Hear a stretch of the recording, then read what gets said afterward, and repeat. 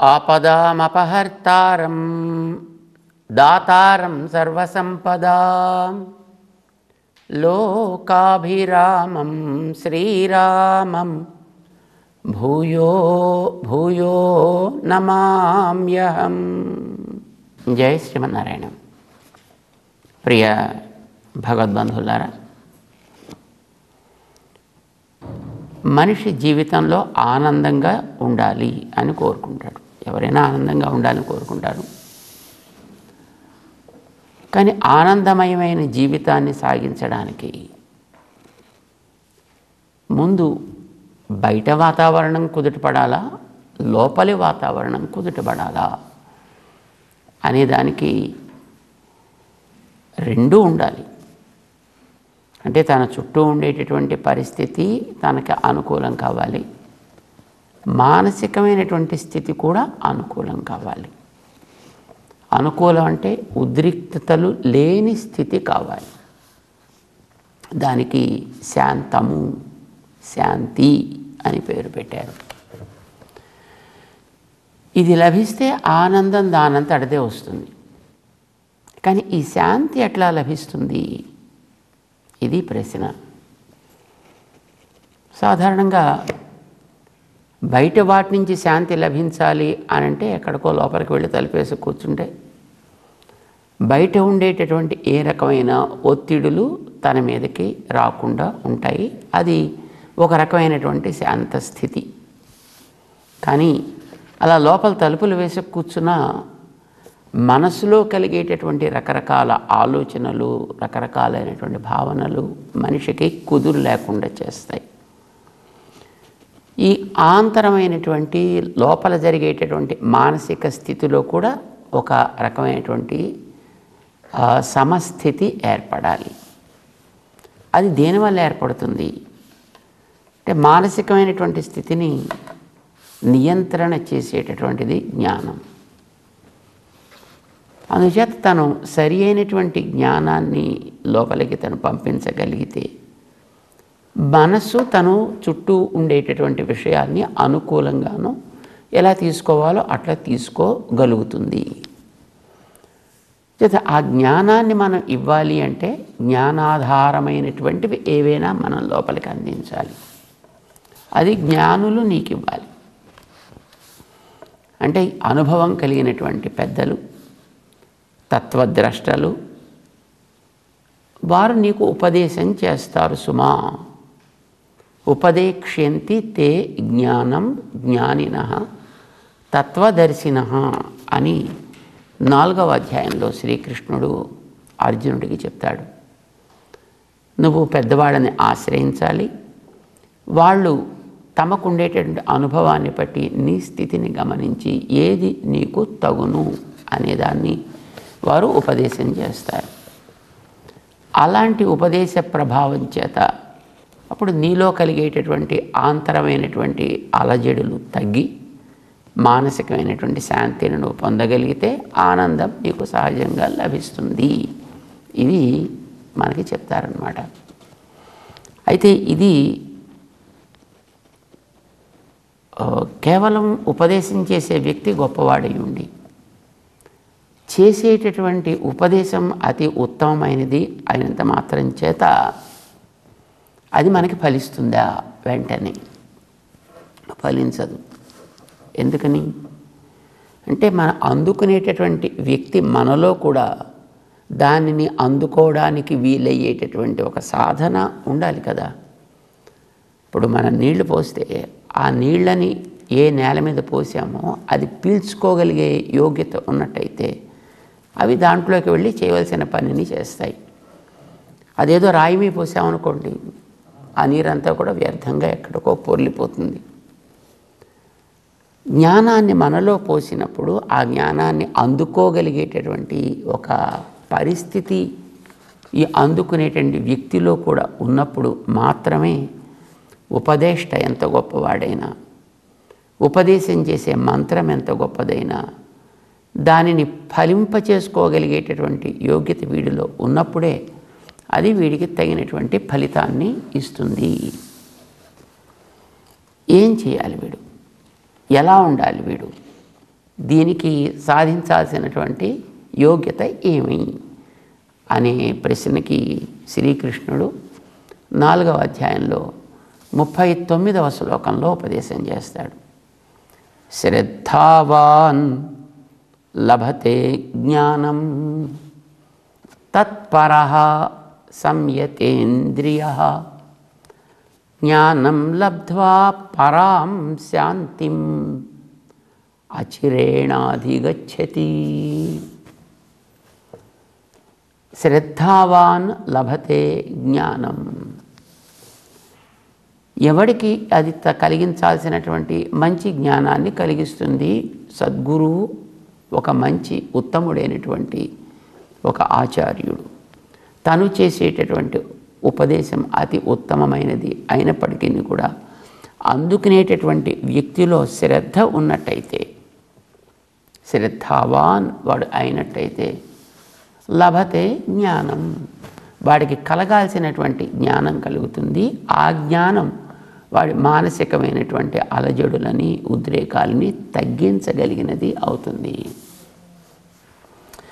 వాడు కేవలం శ్రద్ధ ఒక్కటి ఉంటే చాలదు, తత్పరః, దాని యందు వాడికి ఏకాగ్ర బుద్ధి కూడా కావాలి. అంటే తాను వినేటటువంటి ఉపదేశం అది పరః, అది తనకి ఇది తప్ప మరొకటి పొందదగినది నాకు కాదు అనేటటువంటి నిశ్చయం కూడా కలిగిన వాడు కావాలి. 3 సంయతేంద్రియః, వాడు తన ప్రవృత్తులని ఇతరమైనటువంటి తను ఉపదేశం పొందే ఏది తనకు కలగాలని అనుకుంటున్నాడో దానిని పాడు చేసేటటువంటివి, దానిని తనకి అందకుండా చేసేటటువంటి వాటి విషయాల్లో సాగించే ప్రవృత్తుల నుంచి వాడు వెనక్కి రావాలి.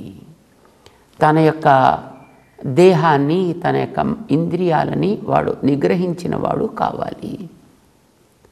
ఇది కనుక ఏర్పడితే అప్పుడు వాడికి లభించేటువంటి ఉపదేశం వాడికి మానసికమైనటువంటి శాంతాన్ని ఇస్తుంది. ఇది ఎంతకాలమైన తర్వాత ఇస్తుంది? దీనికి ముందుండేటటువంటి 38వ శ్లోకంలో కాలేనాత్మని విందతి అని చెప్పాడు ఆయన. అంటే అది నువ్వు వినగానే వెంటనే ఫలించేదో, అది ఏనాటికి ఫలించాలో నువ్వు దాని మీద చేయవలసిన కృషిని చేస్తూ ఉన్నట్టయితే క్రమంగా ఏదో ఒక కాలానికి అది ఫలించవచ్చును. అన్నీ ఒక రకంగా ఉండవు కదా. నేల సారాన్ని పట్టి గింజ మొలకెత్తడం ఉంటుంది.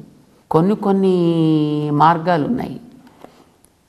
దాంట్లో ఏదో కొన్ని యాసిడ్స్ లాంటివి అవి వేసినట్టయితే అసలు లోహానికంటే దానిపైన ఎంత అంటుకున్నప్పటికీ కూడా వాటన్నిటినీ అది ఒక రకంగా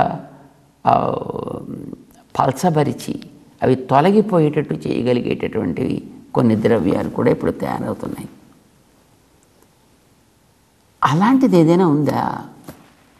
మన మనస్సుకి పట్టినటువంటి రకరకాల దోషాలని, మన మనస్సుకి పట్టినటువంటి కర్మ వాసనలని తొలగించి మనస్సులో ఉద్రేకాలు రాకుండా చేసి, అలజడి చెలరేగకుండా ఉండేట్టు చేసి, మనస్సుని ప్రశాంతంగా ఆనందమయమైనటువంటి స్థితిని పొందడానికి వీలయ్యే సాధనంగా తీర్చిదిద్దగలిగింది ఏదైనా ఉందా? ఎందుకంటే అర్జునుడికి అంత ఓపిక లేదు. అదో కాలేన ఆత్మని విందితి అంటే ఎంతకాలం సాధించాలి, ఎంతకాలం కృషి చేయాలి, లేదా అప్పటిదాకా మనం బతికుంటామా ఉండమా, ఈ సందేహం గతంలో ఒకసారి కలిగింది ఆయనకి. అవయ్యా ఎందుకు చేయాలయ్యా నేను ఈ కర్మ అనుష్ఠానాన్ని అంతటిని? ఇప్పుడు నువ్వు చెప్పింది నాకు మంచిదని అనిపించింది, దాన్ని నేను చేద్దామని అనుకున్నాను అనుకో, ఈ లోపల ఏదో కారణం చేత నాకు ప్రాణం పోయింది అనుకో, ఇప్పుడు ఈ తెలుసుకోవడానికి కృషి చేసే సమయం ఇచ్చిందంతా కూడా వ్యర్థమే కదా. ఎందుకు దానికోసం అంత సమయం ఇవ్వడం? మానేస్తే పోలే. ఎలాగైనా దీని నుంచి దూరంగా పోవాలి, మానేయాలి అనేది అతని కోరిక. ఇది ఎప్పటికి వస్తుందో తెలియదు, వస్తుందో రాదో తెలియదు, అప్పటిదాకా మనం ఉంటామో ఉండవో తెలియదు. నువ్వు చెప్పింది అయితే బాగానే ఉందయ్యా కృష్ణ, కానీ నాకు అంతవరకు ఎలా ఓపిక పట్టమంటావా అంటే పాపం కృష్ణుడికి కూడా అనిపించింది, వీడు దొరక్క ఒక శిష్యుడు దొరికాడు ఆయనకి జీవితంలో. ఆయన పుట్టినప్పటి నుంచి ప్రయత్నం చేస్తున్నాడు. ఎవరికైనా మొత్తం ఈ ఆచరణ విధానాన్నంతటిని కూడా చెప్పాలి అని. కానీ ఎవడు వినడానికి సిద్ధంగా అయితే ఎవడు దొరకలేదు ఆయనకి పాపం ఇంతవరకు. ఇప్పుడు దొరక్క 90 ఏళ్ల వయసు దాటిన తర్వాత ఇప్పుడు ఒక్కగానొక అర్జునుడు దొరికాడు, అది కూడా యుద్ధరంగంలో దొరికాడు. అదే అవతల యుద్ధానికి అందరూ సిద్ధపడి ఉంటుండగా వాళ్ళందరినీ కూడా ఏదో ఒక ప్రయత్నం చేసి వాళ్ళందరినీ స్టిల్ మోడ్లో పెట్టి అర్జునుడికి మాత్రం అది పని చేసేట్టు చేసి ఏదో రకంగా ఇతని ద్వారానైనా రాబోయేటటువంటి తరానికి ఇవ్వాల్సినటువంటి ఈ జ్ఞానాన్ని తాను ఇవ్వాలి. ఇది పాపం ఆయన ఉద్దేశం. మరి ఆ దొరికిన ఒక్కడు కూడా ఇప్పుడు అబ్బా ఇది ఎప్పటికొస్తుందో ఎంతకాలానికి పనిచేస్తుందో అని అంటే వీడు కూడా విసుగొచ్చి వీడి ఇందులోంచి కూడా మారిపోతే పారిపోతే జారిపోతే, అందుకోసం వాడికి త్వరగా పనిచేసే సాధనం కూడా ఏదైనా ఒకటి చెప్పాలి. అందుకు చెప్తున్నాడు 39వ శ్లోకాన్ని, శ్రద్ధావాన్ లభతే జ్ఞానం. నాయన ముందర వినేటటువంటి నీకు శ్రద్ధ కావాలి. తత్పరః నువ్వు దానిని ఏకాగ్ర దృష్టితోటి స్వీకరించగలిగిన వాడివి కావాలి. సంయతేంద్రియ కాస్త నీ యొక్క ఇంద్రియాలని స్వాధీనంలో పెట్టుకున్న వాడు కూడా కావాలి. అంటే దీన్ని డిస్ట్రాక్ట్ చేసేటటువంటి ఏమైనా కొన్ని ఉన్నట్టయితే ఫ్యాక్టర్స్ వాటి వైపు వెళ్లకుండా ఉండేటట్టుగా చూసుకోగలిగిన వాడివి కూడా కావాలి. ఇది కనుక నువ్వు చేయగలిగితే నీకు కాలేనా అనేంత దీర్ఘమైనటువంటి స్థితి అక్కర్లేదయా, అచిరేణ అధిగచ్చతి, వెంటనే నువ్వు పొందుతావు. ఇప్పుడు కాస్త ధైర్యం కలిగింది అర్జునుడికి. వెంటనే పొందుతాను అని అంటే దానికోసం ఏదైనా చేయబుద్ధి అవుతుంది. ఎప్పటికో వస్తుందిలే అంటే అదే చూద్దాం లేదు వచ్చినప్పుడు ఇంకా చాలా టైం ఉంది కదా అని అనిపిస్తుంది అన్నమాట. అలా అనిపించడానికి వీల్లేదు. ఇతను కృషి చెయ్యాలి, కర్మానుష్ఠానాన్ని చేయాలి, చేయించాలి ఇతని చేత. అంచేత ఇతనికి ఏదో రకమైనటువంటి రుచి పుట్టించాలి, ప్రరోచన కలిగించాలి. దానికి ఏం చేయాలి ఆయన చెప్తున్నాడు. మొట్టమొదటి నువ్వు చేయవలసింది ఏంటా, శ్రద్ధావాన్ లభతే జ్ఞానం. నీకు మొట్టమొదటి శ్రద్ధ కలగాలి. శ్రద్ధ అంటే ఏమి, రుచిపూర్వక త్వర, దానికి శ్రద్ధ అని అంటారు. ఏదైతే నువ్వు పొందాల్సింది ఉందో ఏ రంగంలోనైనా కానివ్వండి, అది విద్యారంగం కావచ్చు, క్రీడారంగం కావచ్చు, వైజ్ఞానిక రంగం కావచ్చు, ఏ రంగంలోనైనప్పటికీ కూడా పొందదలుచుకున్న లక్ష్యం ఏదో దాని యందు నీకు ముందర ఇది నాకు చాలా ఇష్టం, దాని యందు రుచి ఉండాలి. వీడికి రుచి అంటే ఇది నాకు ఇష్టం అని వాడు అనుకోవాలి. కేవలం అది చాలదు. ఆ ఇష్టమైనటువంటి ఆ తత్వాన్ని, ఆ వస్తువుని నేను వెంటనే పొందాలి. త్వర అంట దాని ఈగర్నెస్. వస్తే రాని, పోతే పోని, వస్తే చూస్తా, ఈ స్థితి ఉన్నట్టయితే మాత్రం వాడికి అది అందదు. అది శ్రద్ధ అని అనరు దాన్ని. ఇంచేత రుచి ఉండాలి, త్వర ఉండాలి. త్వర ఉండే రుచి లేకపోతే లాభం లేదు, రుచి ఉండి త్వర లేకపోతే లాభం లేదు. చేత రుచిపూర్వక త్వర శ్రద్ధ అని దానికి ఒక నిర్వచనాన్ని ఇచ్చారు. ఇది కలిగి ఉండాలి వాడు. ఇది కలిగి ఉంటే తప్పకుండా పొందుతాడు. ఆలస్యం కావచ్చు కానీ పొంది తీరుతాడు. మనకి రామానుజుల వారి చరిత్రని మనం విని ఉంటాం. రామానుజుల వారికి చరమశ్లోకపు అర్థాన్ని తెలుసుకోవాలి. చరమశ్లోకం భగవద్గీతలో ఉండేటటువంటి 18వ అధ్యాయంలోని 66వ శ్లోకం. దాని చరమశ్లోకం అని అంటారు. అంటే అర్జునుడికి శ్రీకృష్ణుడు చేసినటువంటి ఉపదేశానికి అది చివరి శ్లోకం. ఇంకా దాని తర్వాత కూడా కొన్ని శ్లోకాలు ఉన్నాయి. కానీ అవన్నీ ఇంతవరకు చెప్పిన దాన్ని ఎట్లా జాగ్రత్త పెట్టుకోవాలో ఆదేశించినటువంటి అంశమే తప్ప ఉపదేశాత్మకంగా తను చెప్పిందైతే కాదు. అందుచేత 66వ శ్లోకాన్ని చరమ శ్లోకం అని కీర్తిస్తుంటారు. చరమ శ్లోకం ఉపదేశంలో ఉండేటటువంటిది. శ్లోకం అయితే అందరికీ తెలిసిందే, సర్వధర్మాన్ పరిత్యజ్య అనేటువంటి శ్లోకం. కాస్త సంస్కృతం వచ్చిన ఎవరికైనా దాని అర్థం తెలుస్తుంది. అన్నిటినీ వదిలేయి, నన్నే పట్టుకో, నీకేం బెంగ లేకుండా నేను చూసుకుంటా, నువ్వేం విచారించా, వద్దు. ఇది ఆయన చెప్పింది. కానీ దీన్ని ఒక మంత్రంగా ఉపదేశం చేస్తారు మన సంప్రదాయంలో. మంత్రంగా ఉపదేశం చేస్తున్నారంటే నీకు పైన కనిపించేటటువంటి సామాన్య అర్థానికి వెనకాతల ఏదో మరొక గంభీరమైనటువంటి తాత్పర్యం ఉండి ఉంటుంది. శ్రీకృష్ణ అవతారం దేనికోసం వచ్చింది? ధర్మ సంస్థాపనార్థాయ సంభవామి కదా అని చెప్పింది. ధర్మస్థాపన కోసం వచ్చిన వాడిని నేను అని చెబుతూ ఆయన సర్వధర్మాన్ పరిత్యజ్య, ధర్మాలన్నీ వదిలేవాయి అన్నాడు ఆయన. మరి ఆయన సంస్థాపన కోసం వచ్చినట్ట, వదిలించడానికి వచ్చినట్ట? మరి వదిలించడానికి వచ్చిన వాడితే అన్నీ వదిలేయి అని చెప్పేటైతే ఆయన నేను స్థాపన కోసం వస్తున్నాను ఎందుకు చెప్తున్నాడు ఆయన? అంటే ఇక్కడ వదలమని చెప్పినా, అక్కడ స్థాపనను గురించి చెప్పినా ఈ రెంటికి సమన్వయం చేసే ఏదో ఒక వెనకాతల తాత్పర్యం ఉన్నది. అది ఏమిటి, ఎలా? ఇది తెలియాలి. ఇది తెలియాలి అని అంటే ఎవరి దగ్గర తెలుసుకోవాలి? ఇప్పట్లాగా మరి ఆ రోజుల్లో ఇన్ని రకాలైనటువంటి మీడియాస్ లేవా? పైగా ఇంత ముద్రణ చేసి అందించేటటువంటి స్థితి కూడా లేదా? ఎవరో కొందరు మహానుభావులు ఉండేవారు, ఆ తత్వార్థాన్ని బాగా తెలుసుకున్నటువంటి వ్యక్తులు. వాళ్ళు ఎక్కడెక్కడో ఉండేవారు. వాళ్ళకి ఎప్పుడు కూడా ఏదో పెద్ద పబ్లిక్లోకి రావాలి, 10 మందిలో తన గురించి చెప్పుకోవాలి, తన వైభవం చాటుకోవాలి, ఎవరి దగ్గర నుంచో ఏదో మెప్పు పొందాలి అనేటటువంటి స్థితి వాళ్ళలో ఉండేదే కాదు. అసలు వాళ్ళు గుర్తింపు కోరుకునేవారే కాదు. ఎక్కడో వారి మానాన వారు ఉండేవారు. ఎవరైనా వారి దగ్గరికి వెళ్ళినట్టయితే బాగా పరిశీలన చేసి చెప్పిన తత్వాన్ని, అర్థాన్ని వీడు జాగ్రత్తగా ఉంచుకోగలుగుతాడు అని అనుకుంటే మాత్రమే వాళ్ళని పరిశీలన చేసి చెప్పేవారు. అన్న కృతవిద అభిమత తత్వత శిక్షణీయ అంటారు. తమలాంటి మిగతా పెద్దలు ఉండేటువంటి సమాజంలోకి వీడిని తీసుకువెళ్ళి వాళ్ళంతా కూడా వీడిని గమనించి పర్వాలేదు వీడు కూడా చెప్పచ్చు అని ఆమోదం తెలిపినట్లయితే మాత్రమే వాళ్ళు ఆ రహస్యాలను వాడికి చెప్తూ ఉండేవారు. ఆ రోజుల్లో రామానుజుల వారి కాలంలో అంటే 1000 ఏళ్ల క్రితం సంగతి. వీరుండేది శ్రీరంగంలో. అక్కడికి సుమారు 100 మైళ్ళ దూరంలో గోష్ఠీపురం అని ఒక ఊరుంది. దానికి తిరుక్కోట్టియూర్ అని అంటూ ఉంటారు సంప్రదాయంలో. ఆ ఊళ్ళో ఉన్నారట ఒక పెద్ద మనిషి, ఒక మహానుభావుడు. ఆయనకి తెలుసుంటే ఈ అర్థాలన్నీ.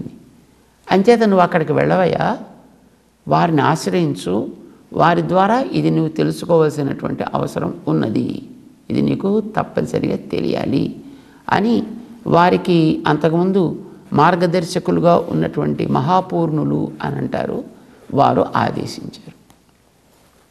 రామానుజుల వారు వెళ్ళారు అక్కడికి. మరి ఆ రోజుల్లో వారు నడిచే వెళ్ళేవారు. 100 మైళ్ళ దూరం నడిచే వెళ్ళారు. తమ పరివారం అందరితోటి వెళ్ళారు. కానీ గురువుగారు చూశారు, చాలా బాగుంది అని అన్నారు. కానీ తర్వాత చెప్తానులే అన్నారు. అటువంటి వారిని గుర్తించడమే కష్టమైంది. గుర్తించిన తర్వాత వారు చెప్పడానికి సుముఖంగా కనిపించలేదు. తర్వాతకి రావయ్యా కొంతకాలానికి అన్నాడు ఆయన. ఏదో కొంత అవధి పెట్టారు. రామానుజుల వారికి నిజంగా తెలుసుకుందామనేటటువంటి శ్రద్ధ ఉన్నది, రుచి ఉంది, త్వర ఉంది. అందుకే వారు ఇప్పుడు కాదు ఓ 2 నెలల తర్వాత, అంటే సరిగ్గా మళ్ళీ 2వ నెల పూర్తయ్యే సమయానికి మళ్ళీ వెళ్ళారు అక్కడికి. ఇప్పుడు కాదు ఆ తర్వాత చూద్దాం లేదు, మళ్ళీ ఇంకొక 2.5 months తర్వాత మళ్ళీ వెళ్ళేవారు. 5 నెలల తర్వాత మళ్ళీ వెళ్ళేవారు. ఇంకో 3 నెలల తర్వాత మళ్ళీ. ఎప్పుడు వారు సమయాన్ని చెబితే తప్పనిసరిగా అదే సమయానికి మళ్ళీ వెళ్ళి కనిపించేవారు. వారు ఎన్నిసార్లు తిరస్కరించినా వీరు వారి విషయంలో ఏ రకమైనటువంటి అశ్రద్ధని చూపించలేదు, అరుచిని ప్రదర్శించలేదు. వారికి తెలుసుకోవాలనేటటువంటి రుచి ఉంది, తత్వం మీద ప్రేమ ఉంది, ఆ అర్థం మీద నిష్ఠ ఉంది. అంతేకాదు తెలియాలనేటువంటి త్వర కూడా ఉంది. కనుక వారు ఏ సమయం చెబితే సరిగ్గా ఆ సమయానికి మళ్ళీ పెడుతుండేవారు. 17 సార్లు తిరిగారు. అట్లా ఎంతకాలం పట్టిందో, ఎన్నేళ్ళు పట్టిందో మనకు తెలియదు. కానీ అంతవరకు మొదటి నాడు ఏ శ్రద్ధతోటి వెళ్ళారో ఆ శ్రద్ధనే 18వసారి కూడా వారు చూపించేటప్పటికీ పాపం ఆ మహానుభావుడికే జాలి వేసిందో, లేకపోతే ఒక రకమైనటువంటి హృదయ స్పందన ఏర్పడిందో మనకి తెలియదు, కానీ పాపం తప్పకుండా చెబుతానని వీరి చేత కొన్ని వాగ్దానాలు తీయించుకుని వారికి ఉపదేశం చేస్తారు. తర్వాత వారు ఏం చేశారు, అది చరిత్ర.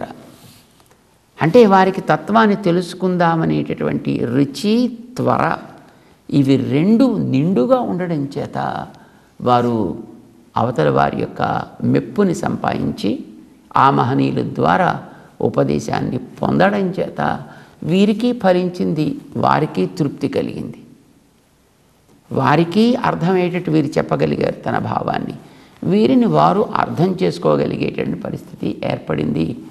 ఇద్దరికీ ఆనందం కలిగింది. రామానుజుల వారికి తాను ఏది పొందాలనుకున్నారో దాన్ని పొందినటువంటి తృప్తి ఏర్పడింది, మానసికమైనటువంటి శాంతము కలిగింది వారికి. శ్రద్ధావాన్ లభతే జ్ఞానం. చేత శ్రద్ధ లేని వాడికి ఇచ్చినది ఎప్పుడు కూడా అది ఊసర క్షేత్రంలో వేసిన గింజల్లాంటివి. అది గింజలకి నష్టం, వేసుకున్న వాడికి నష్టం, ఫలించవు కూడా. కనుక శ్రద్ధ లేని వాడికి ఎప్పుడు కూడా విషయాన్ని అందివ్వకూడదు. అర్జునుడికి కృష్ణుడు చెప్తున్నాడు, శ్రద్ధావాన్ లభతే జ్ఞానం. అయితే ఈ శ్రద్ధతో పాటు ఇంకొక 2 లక్షణాలు కూడా ఉండాలయా అని 39వ శ్లోకంలో చెబుతూ ముందుకు తీసుకువెడతాడనమాట. జై శ్రీమన్నారాయణ.